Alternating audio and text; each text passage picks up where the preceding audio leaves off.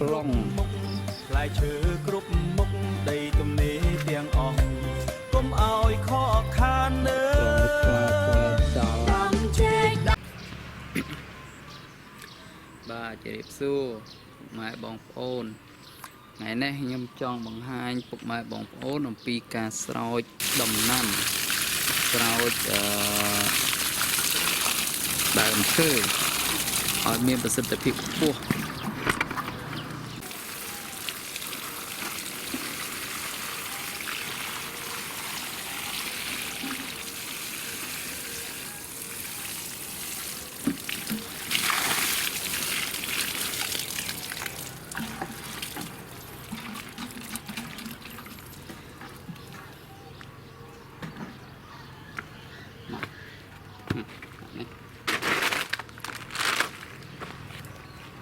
អញ្ចឹងក្រោយពេលដែលយើង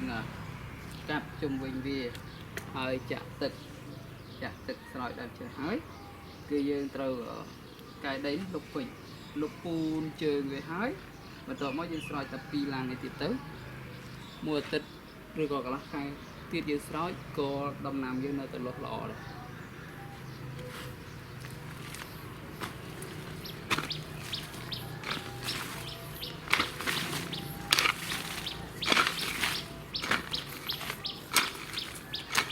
ដល់ពេលដែលយើង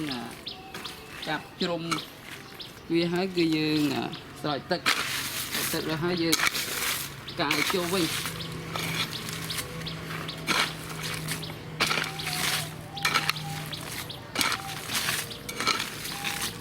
កាយចូលពូនវាឲ្យได้ខ្ពស់ជាងមុន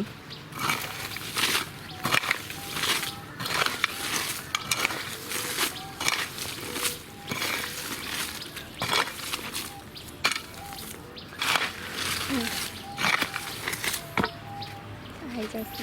对。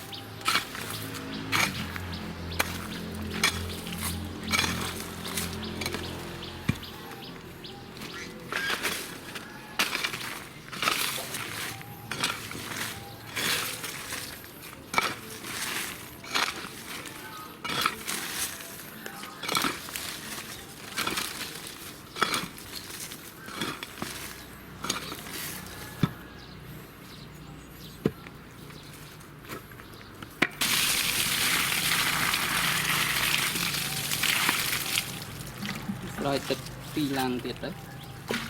ដើម្បីអាដីដែលយើងពូនខាងលើនេះវាជោគដែរមុខ